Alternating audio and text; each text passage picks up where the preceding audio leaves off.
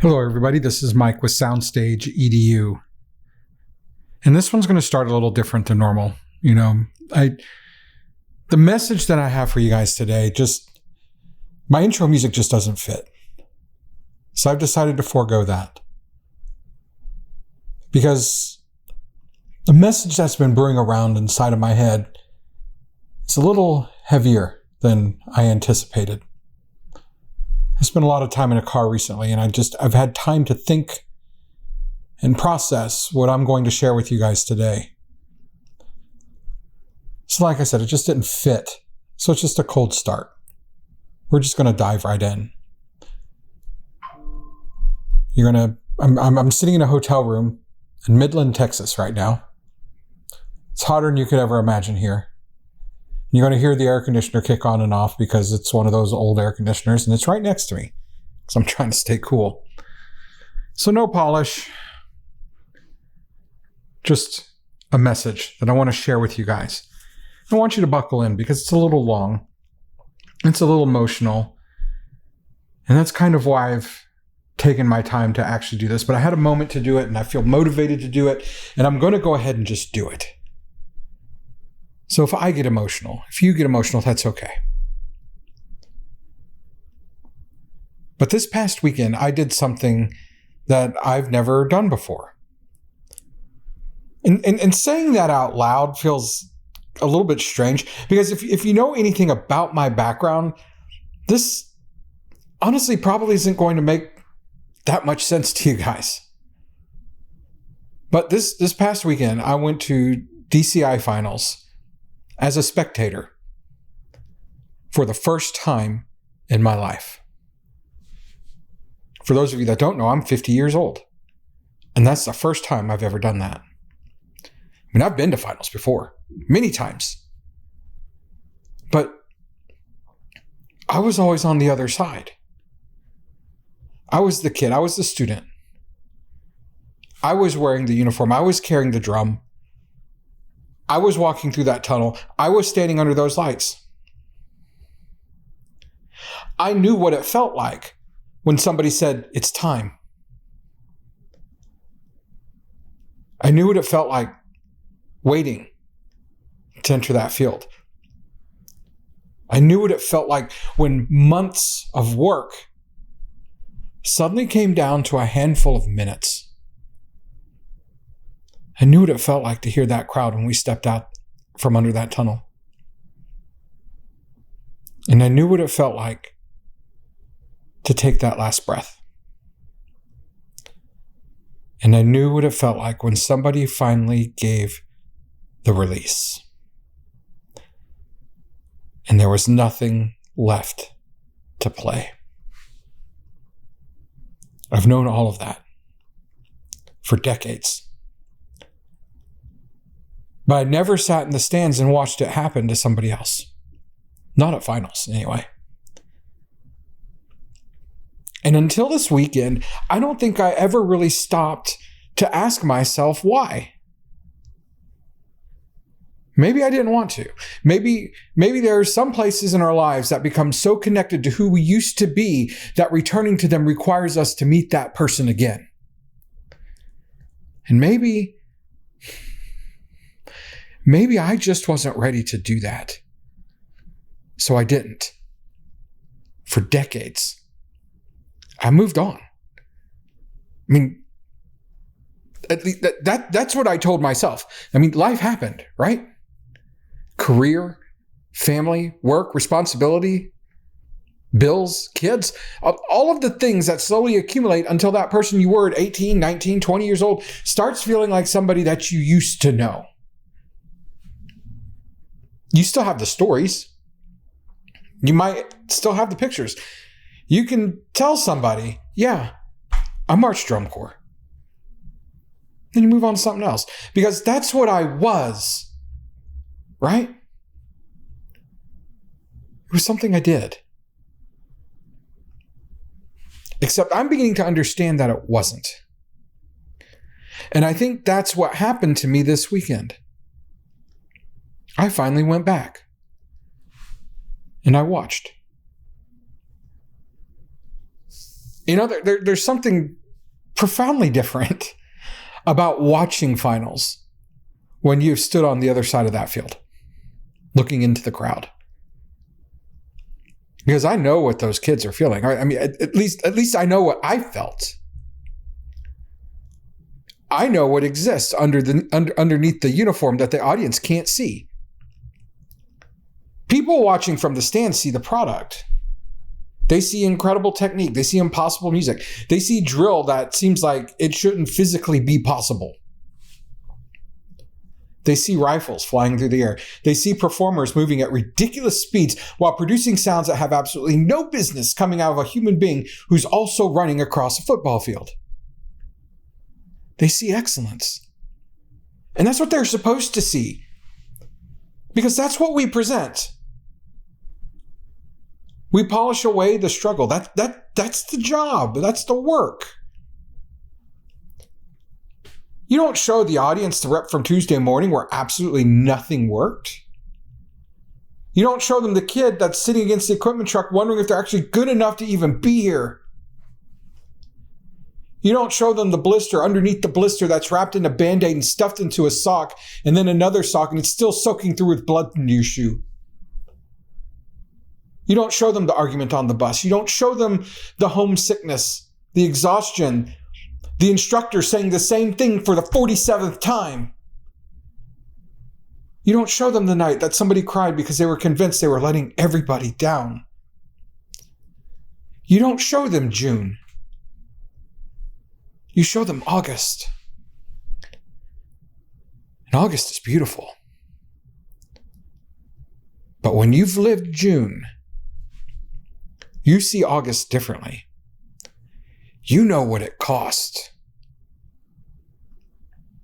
And sitting there this weekend, I kept finding myself watching individual performers. Not the drill, not the effect. Not even necessarily the sections I would have watched 30 years ago. But the people. Their faces. Because I knew that kid right there, there's a story. And that one over there, there's another one. Out there on that field, somebody out there almost quit. Somebody out there didn't think they were good enough. Somebody got injured. Somebody lost somebody back home while they were on tour.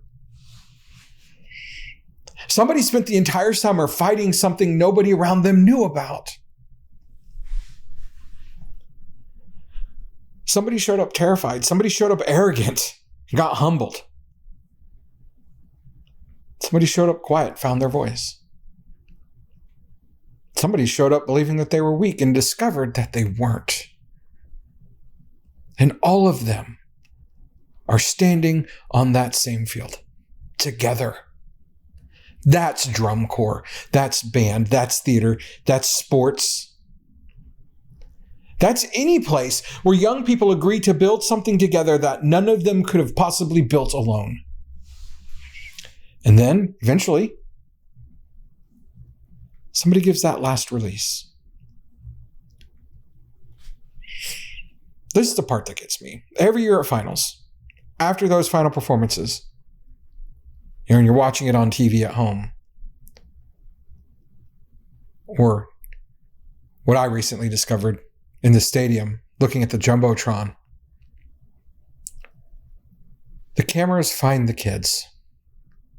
As someone who's in production, that's just something we're trained to do. We're good at it. We find the emotion. We get it on the screen. And in this case, these kids are crying. Oh my God, they're crying. They're holding on to each other like somebody's trying to pull them apart. Sometimes they're laughing and crying simultaneously. And sometimes they're just staring out into the crowd. And this weekend, I started recording some of those images from the Jumbotron because I knew there was something there. I didn't know exactly what I wanted to say about it yet. I just know that I needed those faces to move me because those faces tell the story better than I ever could. And here's what I realized. They're not crying because they won. They're not crying because they lost. Because when we're seeing that on the screen, they don't even know what their results are. They don't know how they did. They have an idea, but they don't know. So they're certainly not crying because of a number. But they're crying because for months there's always been another rep. Always. Bad run, reset. Great run, do it again. Fix something. Find the next thing. Performance tonight, rehearsal tomorrow. There's always another rep. Until suddenly, there isn't. Saturday night, somebody gave a release. An entire season, in that moment, became past tense. Think about how violent that transition actually is. Friday, this is my life. Saturday, this is my life. Sunday, that was my life. That's brutal. And nobody prepares young people for that part. Nobody. We prepare them for the beginning. Here's what to pack. Here's where you're going. Here's the schedule. Here's how move-ins work. Here's how rehearsals work. Here's how to take care of your body. Here's how to shower. Here's how to survive tour. We prepare them to enter. But eventually, they're going to have to learn how to leave. I keep thinking about those kids who woke up Sunday morning. Because their bodies probably woke up before their brains did. Trust me on that. For months, every minute had a purpose. Wake up, move, eat, warm up, rehearse, reset, again. And then suddenly, nothing. No block, no EPL, no staff meeting, no bus call, no equipment to move, nobody waiting for you, nothing to fix. And the people you've been living practically on top of for months are scattering across the country. Airports, cars, college campuses, parents' houses, jobs, real life. Whatever real life means after you just spent a summer doing something that felt more real than almost anything that you've ever done in your life. That's when the grief arrives. And yes, I said grief. Because that's what some of this is. We have this weird tendency to reserve grief for death. But human beings grieve endings. We grieve places, we grieve relationships, we grieve identities. We grieve versions of ourselves. We grieve things that were beautiful precisely because they couldn't last. And if you're one of those kids listening, please don't let anyone make you feel ridiculous for hurting. Don't let somebody say, it's just band. Because it's not band, it's drum corps, right? Don't let somebody laugh at you because you're crying over the end of a summer. Don't rush yourself through it. It hurts because it mattered. That's all. It mattered. You gave something to it, and it gave something to you, and you have earned the right to miss it. And parents, you understand this differently. Because you didn't march the show, but you lived a season too. You remembered the beginning.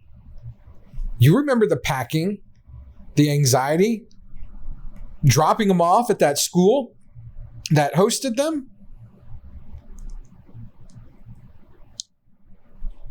Maybe your kid walked away without looking back. Maybe you sat in your car afterwards and thought, oh my God, what have we done? And then you started to watch from a distance. That's one of the hardest transitions in parenting.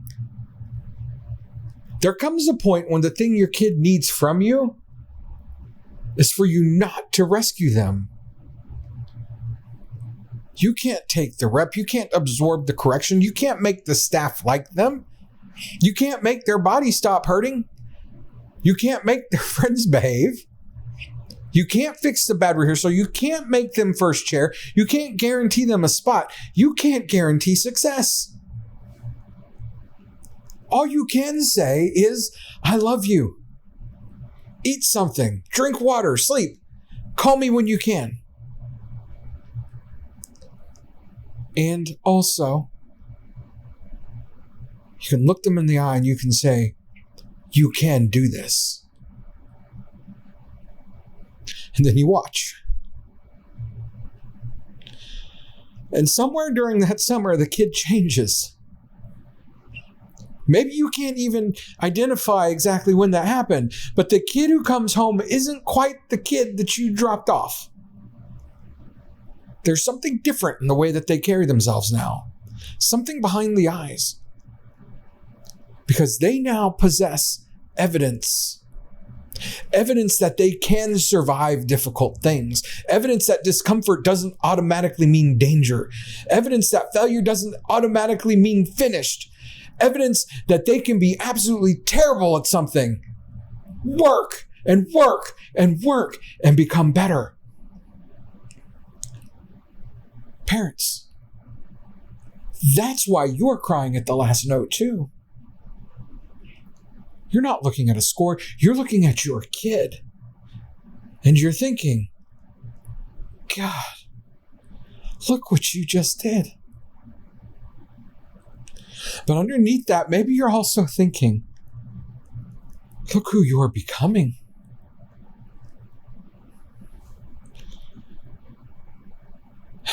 And this next point is where this episode gets harder for me. Because I can talk about those kids all day long. That's easy. I can talk about leadership. I can talk about culture. I can talk about standards. I can talk about excellence. I can talk about resilience and discipline and identity and belonging. I mean, I've built an enormous amount of my work around those ideas. But in all of that, there's something I've been remarkably good at avoiding. And that's me. I've spent most of my life treating drum corps as something that happened to me a long time ago. And that's interesting because apparently I've spent most of my adult life using things that it taught me. I just didn't want to connect those dots. Maybe because connecting them meant admitting how important it was to me. Maybe because admitting how important it was, pardon me, maybe that meant to me that admitting all of that, losing it hurt. I don't know. I'm still figuring that part out. And I'm not going to invent an answer because it sounds good on a podcast. I just know this. For decades, I didn't go back to finals. And this weekend, I did. For the first time, I sat on the other side and I watched those kids. And somewhere in that stadium, I think I finally ran into myself. Not the 50-year-old sitting in the stands. The kid. The kid who knew exactly what those performers were feeling. The kid who believed in impossible standards. The kid who learned that you don't stop because you're tired. The kid who learned that somebody else's excellence doesn't diminish yours. The kid who discovered that what happens when an entire group of people agrees that good enough isn't good enough. The kid who found belonging there. The kid who needed it. Maybe that's why I stayed away. Because there's some versions of ourselves that we don't bury because we're ashamed of them. Sometimes we bury them because we love them too much.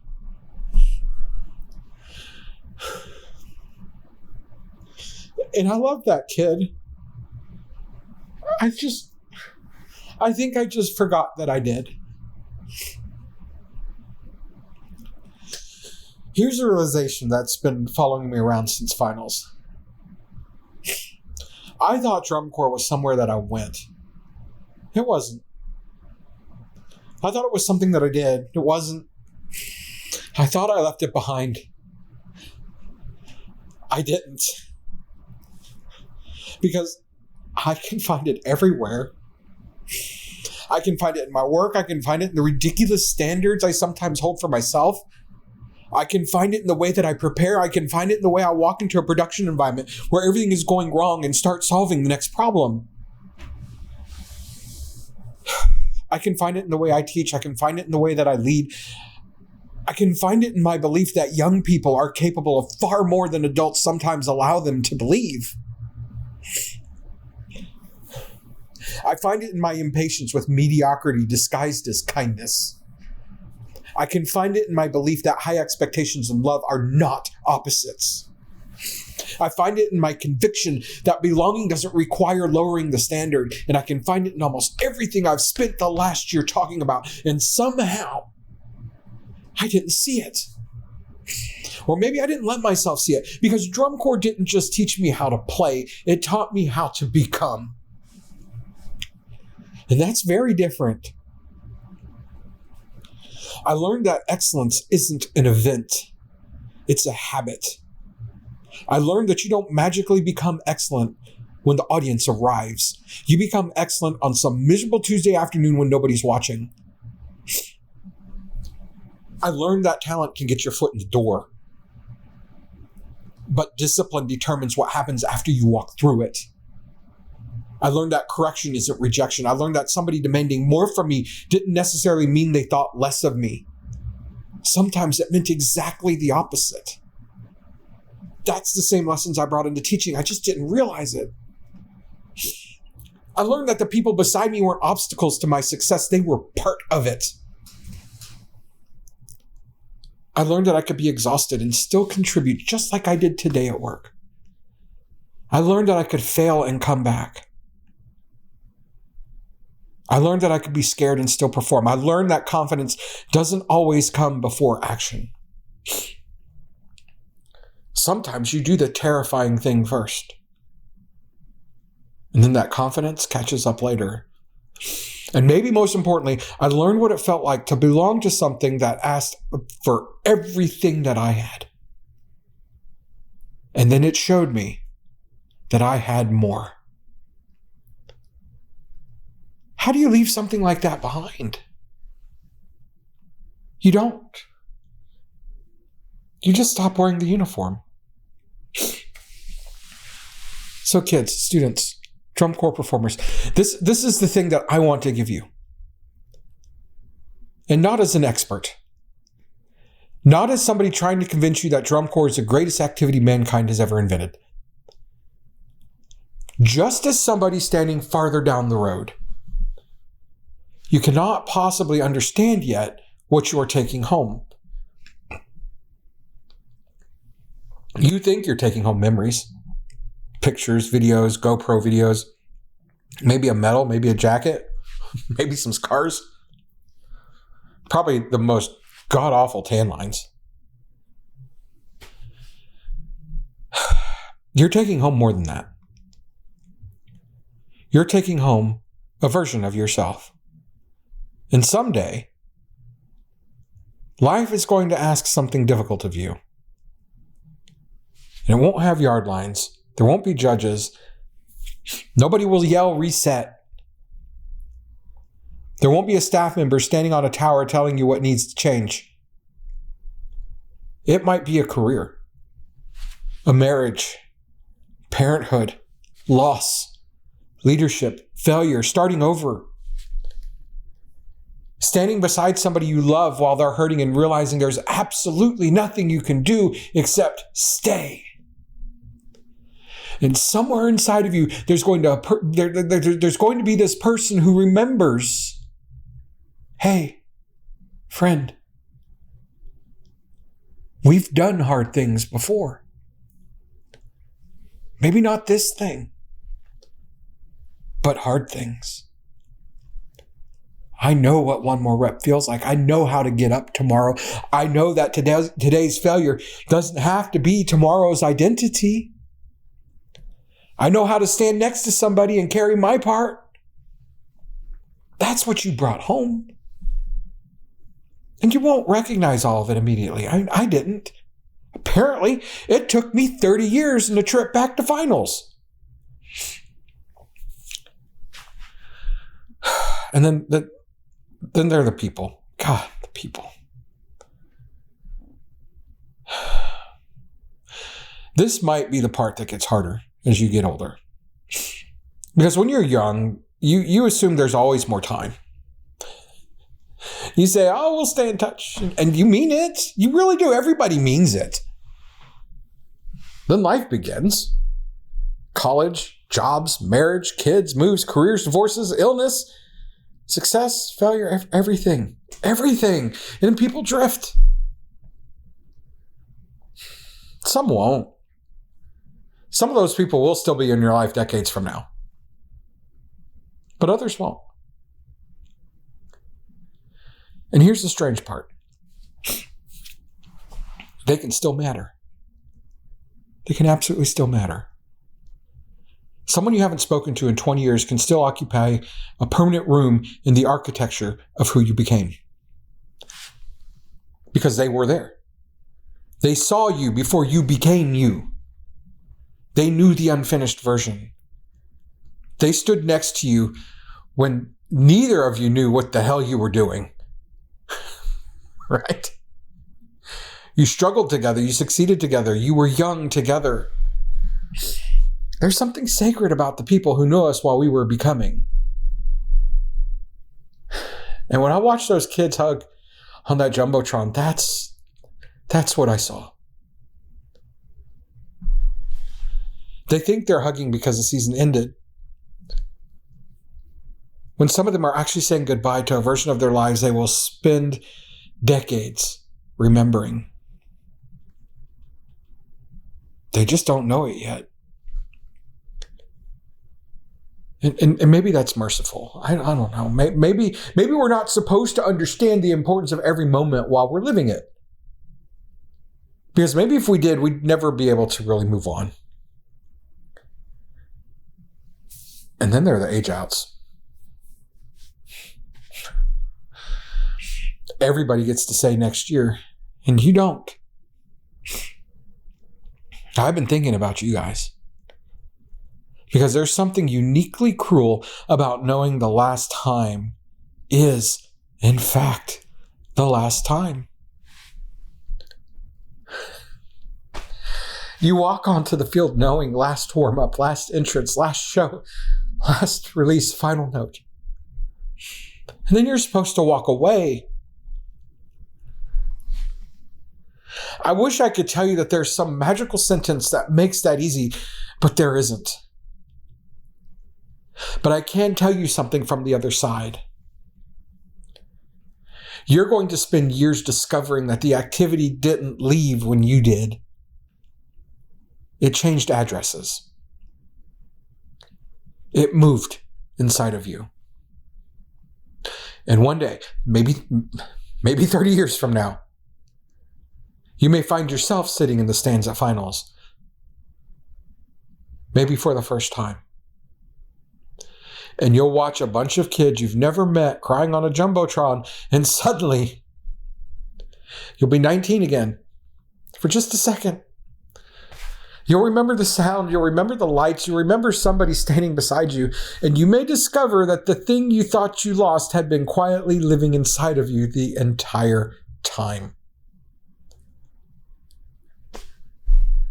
And if you've listened this far and you've never marched a day in your life, I think you probably understand by now that this isn't really an episode about drum corps. It's about the things that made us. It's about the chapters of our lives that ended before we understood what they meant. Maybe yours was a team. Football, soccer, baseball, whatever. A theater, classroom, a military unit, a church choir, a summer camp, college, group of friends, a teacher, a place. Maybe there is a version of you that existed somewhere that you haven't visited in years. Maybe you don't even talk about that person much anymore. I know that I didn't. And maybe you've convinced yourself that you've moved on. Maybe you have. But moving forward and leaving something behind aren't necessarily the same thing. Sometimes the healthiest thing we can do is turn around for just a moment. Not because we want to go backward, but because we finally have enough distance to understand what happened there. That's what finals did to me. I didn't go back because I wanted to be young again. I had no idea this was going to happen. I don't need to put the drum back on. I don't think I physically could anymore. I don't need another score. I don't need another medal. I don't need another ring. I don't need another finals performance. That kid had his turn 30 years ago. What I needed, apparently, was to finally look at him and say, thank you. Thank you for surviving things I had forgotten were difficult. Thank you for learning lessons I would spend decades using. Thank you for finding people who showed you what excellence looked like. Thank you for becoming someone I could eventually become. And maybe I'm sorry. I'm sorry I spent so many years pretending that you weren't still a part of me. Yeah. That one's harder to say than I expected. So, to every performer out there who woke up this morning and didn't have rehearsal, I know it feels empty. Let it. To every parent who watched your kid take that final breath, be proud. Not just of what they performed. I mean, that's cool too. But be proud of what they became. To every age out staring at a uniform they will never wear again, you don't have to figure out what this means today. You got the rest of your life for that. And to every adult listening who spent years avoiding some old part of yourself because you're afraid of what might happen if you look at it again, maybe someday, go sit in the stands. You might discover something waiting for you there. I did. I thought I was going to finals to watch drum corps with my kids and some new friends. I didn't realize I was going back to meet someone. A kid I hadn't seen in a very long time. And here's the crazy thing. I recognized him. I recognized him in those kids crying on the screen. I recognized him in the sound. I recognized him in the standard.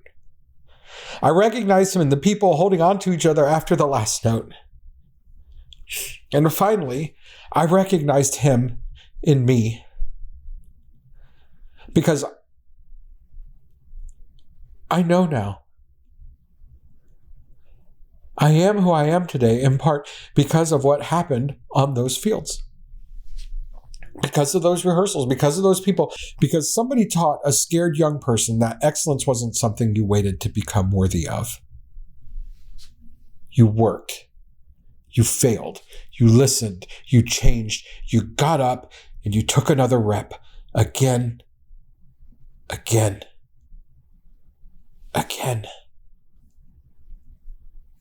Until one night somebody gave the final release and you thought it was over. But it wasn't. That's what I didn't understand. That's what those kids crying on the Jumbotron don't understand yet. And that's what I wish I'd walk down onto that field and tell every single one of them that. The last note wasn't the end. Not really. The sound ended. The season ended. That particular corps ended. That particular collection of people will never exist exactly that way again. And yes, you should grieve that because it mattered. But what happened inside of you, that doesn't disappear when the lights go dark. You carry it. You carry it into classrooms, into careers, into relationships, into parenthood, into leadership, into failure, into every impossible thing life eventually puts in front of you. And someday, decades from now, you might finally look backward and realize, oh, there you are. That's where that part of me came from. It took me a long time, but I finally went back. I finally sat in the stands. I finally watched the last note from the other side. And maybe for the first time, I finally understood my own.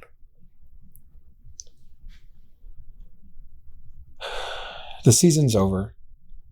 The stadium is empty. The lights are dark. Everybody's going home. But the thing that you built out there, some of that's coming home with you. And some of it will keep playing for the rest of your life. I'll see you next time. And as always, let's raise the bar together.